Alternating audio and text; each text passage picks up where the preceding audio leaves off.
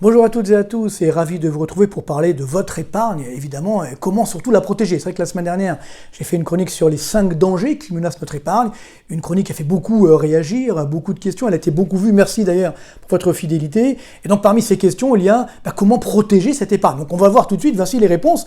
On peut bien sûr protéger notre épargne, alors il y a beaucoup de stratégies, j'en mets 7 en avant, qu'on va évidemment voir dans le détail. D'abord, faire preuve de bon sens. 2. Garder une poire pour la soif, on verra tout à l'heure ce que ça veut dire. 3. Prudence sur les marchés boursiers. 4. Délaisser complètement les dettes publiques. 5. Miser plus sur le dollar et le franc suisse par exemple que sur l'euro, on verra tout à l'heure pourquoi. 6. L'immobilier français, est-ce qu'on peut continuer d'investir même si c'est encore cher. Et puis 7.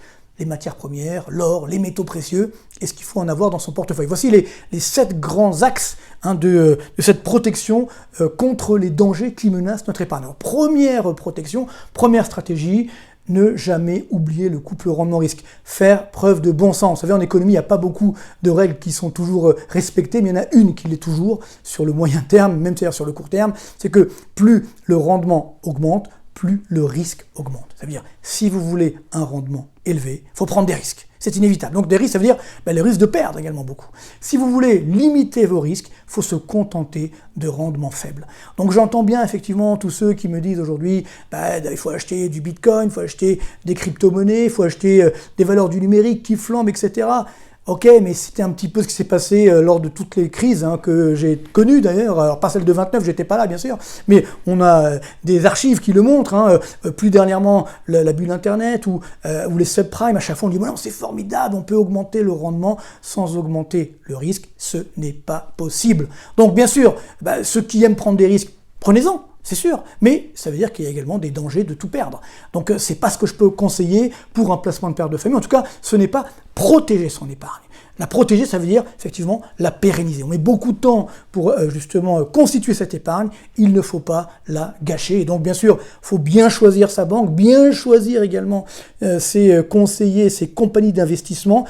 Et là aussi, on a quand même la chance d'avoir en France donc un site qui s'appelle donc amf-france.org, justement qui a fait 2 listes. Une liste verte avec les organismes autorisés, validés, donc là ils ont pignon sur rue, et puis une liste rouge avec beaucoup d'organismes qui sont complètement fallacieux, où vous risquez de tout perdre.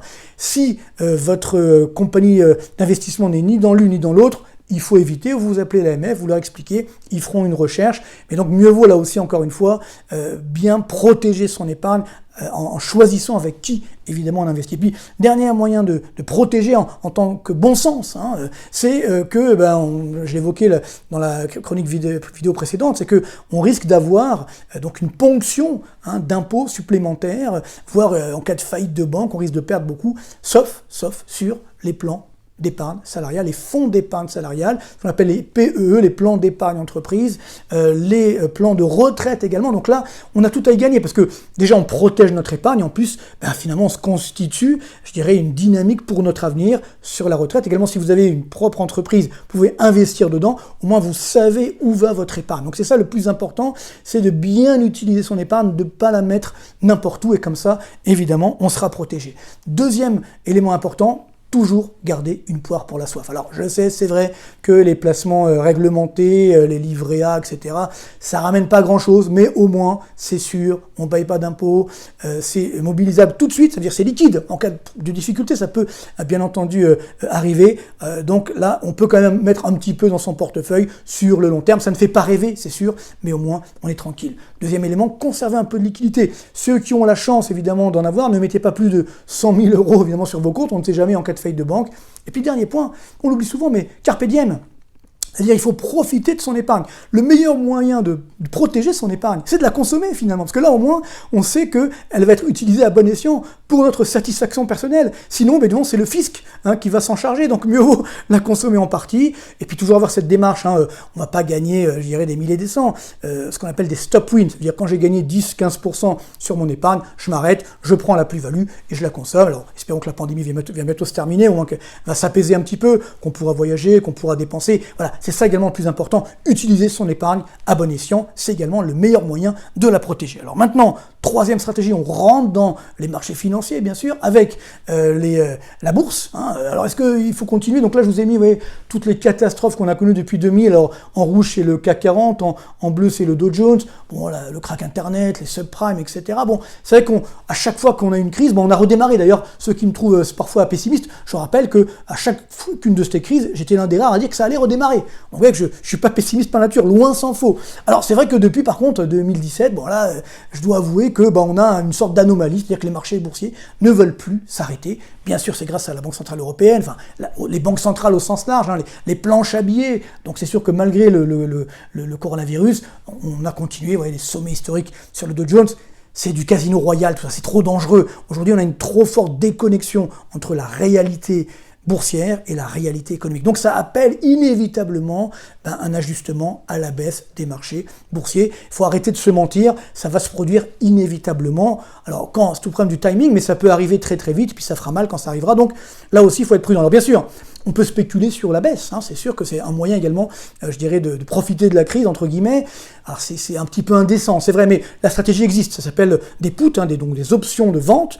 Donc ça veut dire que ça va vous permettre, quand les marchés vont baisser, donc d'acheter sur un niveau extrêmement bas pour pouvoir les vendre au niveau actuel. Donc évidemment, vous allez faire une plus-value sympathique. Alors, et l'avantage de l'option, c'est que si jamais le marché ne baisse pas, que la bulle continue, vous n'exercez pas votre option, donc vous perdez que ce qu'on appelle la prime. Donc c'est pas dramatique. Donc ça limite également les dégâts, et ça évidemment beaucoup de banques le conseillent.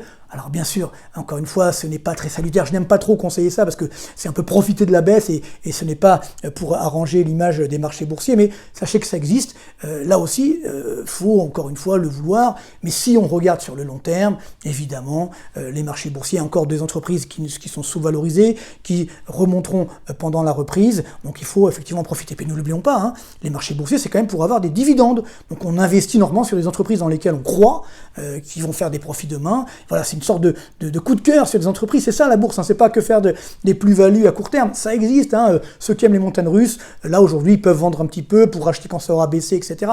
Bien sûr que ça existe, mais c'est pas ce que j'appelle une protection, un investissement de père de famille, donc là il faut revenir, bien entendu, sur le long terme. Alors, par contre, là où il faut complètement, je dirais, s'abstenir, c'est sur les obligations, notamment les obligations d'État, les dettes publiques. On voit la dette publique française qui monte bientôt à 125% du PIB, alors que les taux d'intérêt sont extrêmement bas. Alors là, ça remonte un petit peu. Vous voyez, c'est le taux d'intérêt à 10 ans de la dette publique française. Attention, ça remonte un petit peu, notamment à cause de l'inflation. On verra tout à l'heure pourquoi, mais ça veut dire que si les taux d'intérêt remontent, eh bien, toutes vos obligations vont voir leur cours baisser. Donc vous allez perdre sur les deux tableaux. Déjà, ça ne ramène pas grand-chose, or c'est du négatif, et en plus, comme les cours vont baisser, vous allez perdre 2 fois. Donc ça ne vaut pas le coup. Je pense qu'il faut absolument délaisser, même certaines obligations d'entreprise qui ont des taux d'intérêt extrêmement bas, si les taux d'intérêt remontent, vous allez forcément perdre. Donc mieux vaut s'abstenir pour le moment. On rentre maintenant sur les marchés des devises, et là aussi, l'euro s'est apprécié, beaucoup trop, par rapport à la valeur économique de l'euro. Alors c'est quoi la valeur économique de l'euro? Donc là, je vous ai mis l'euro-dollar depuis 1980, c'est la courbe rouge, alors évidemment l'euro n'existait pas, donc c'est une série recalculée, rétropolée, et donc on voit que ça c'est l'euro effectif, la courbe rouge, et puis la courbe bleue c'est ce qu'on appelle le Natrex, le taux de change en fonction des fondamentaux économiques, le niveau d'équilibre en quelque sorte. Je ne rentre pas trop dans le détail, mais regardez aujourd'hui, on est sur un niveau de 1,10$ pour un euro. Ça c'est le niveau d'équilibre. Or nous sommes à combien? 1,20$ pour un euro, on est monté à 1,22$, donc c'est un peu cher, évidemment. Alors la question est de savoir, est-ce que ça peut durer? Pour le savoir, il suffit de regarder les écarts de croissance et de taux d'intérêt entre les États-Unis et l'Europe. Et là, attention, regardez ce qui se passe. Eh bien, nous avons, regardez, écart de croissance, États-Unis, zone euro. Donc, sous la barre des zéros, on est évidemment à l'avantage de l'oncle Sam. C'est largement à l'avantage des États-Unis. Même, regardez, au 4e trimestre, c'est reparti encore plus à l'avantage que précédemment.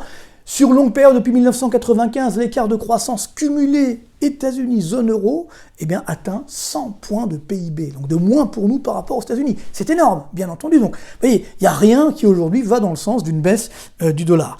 Parallèlement, ça va durer, parce que si on voit les indicateurs avancés de la croissance, regardez, l'indicateurs des directeurs d'achat, aux États-Unis, c'est ici donc en bleu, donc vous voyez c'est la barre à 50, au-dessus c'est la croissance, en deçà le recul de l'activité, donc là vous voyez on est largement sur une croissance forte, vous voyez quasiment 60 aux États-Unis, alors que dans la zone euro on est sous les 50, nous sommes toujours en récession dans la zone euro, donc il y a un paradoxe, croissance forte outre-Atlantique, récession chez nous, et l'euro s'apprécie. Non, ça n'a pas de sens, donc l'euro va évidemment baisser, D'autant que l'écart de taux d'intérêt est largement à l'avantage de l'oncle Sam. On voit les taux d'intérêt à 10 ans, donc on est à peu près, vous voyez, ça a remonté aujourd'hui sur la courbe rouge, on est à 1,3% de taux d'intérêt, eh oui, 1,4 quasiment, alors que dans la zone euro, on est à moins 0,4, ça c'est l'Allemagne.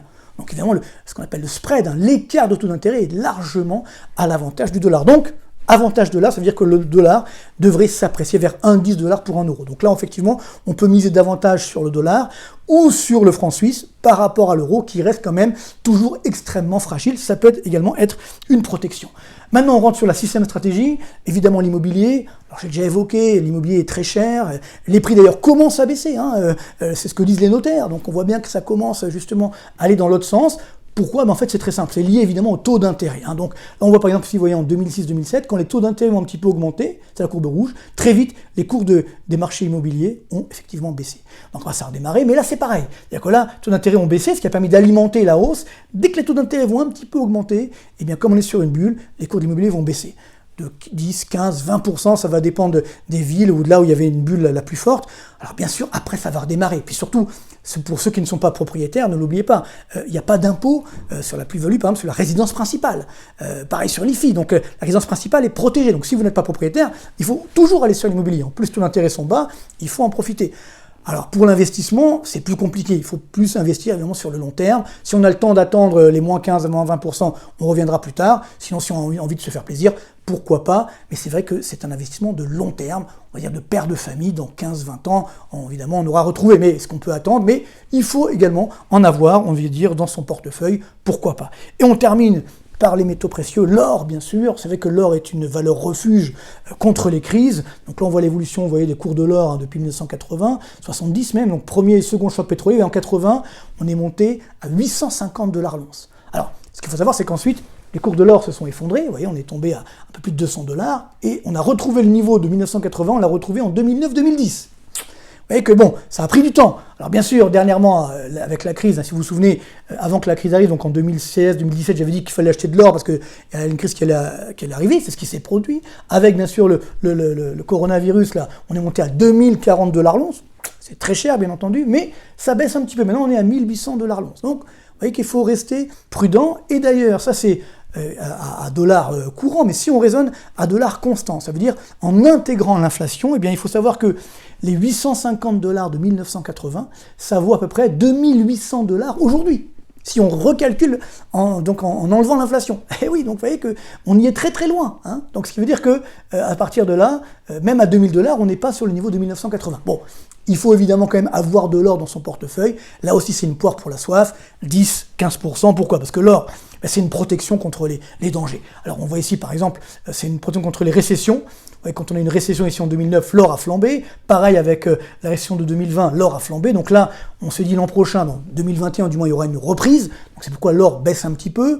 Mais si jamais on est déçu par la reprise, alors là, l'or va remonter très vite. Donc vous voyez, il faut avoir une dynamique, je dirais, sur l'or. Si l'or repasse vers les 1600 $ l'once, là, il faut en acheter, parce que ça sera dynamique ensuite. Si on dépasse les 2000 $, ça devient dangereux. Donc voilà, il faut avoir une dynamique, mais malgré tout, il faut avoir dans son portefeuille, hors physique, hors papier, ce que vous choisissez finalement, c'est que l'or physique a tendance à rassurer un petit peu, et puis surtout, l'or est une valeur de protection contre l'inflation. Et alors c'est que l'inflation est très basse encore aujourd'hui, on voit aux États-Unis, mais ça monte un petit peu, on est à 1,3%, vous voyez, et bien entendu, ça va continuer d'augmenter. Pourquoi? Et bien ça c'est l'élément important, c'est que les matières premières commencent à flamber.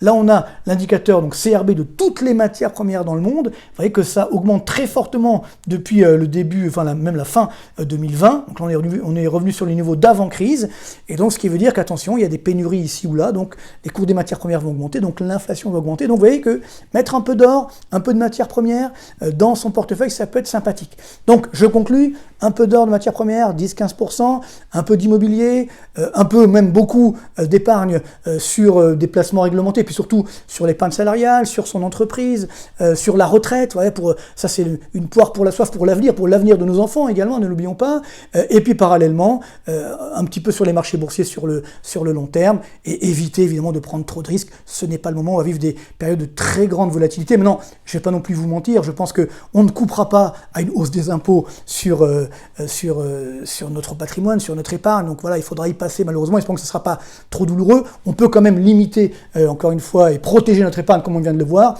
Et puis surtout, carpe diem, épargnons c'est vrai, mais consommons également. Mieux vaut consommer notre épargne que effectivement le fisc nous la prenne. Voilà, c'est un peu la leçon de cette protection donc de notre épargne contre les crises. Merci beaucoup, bonne continuation et à très bientôt.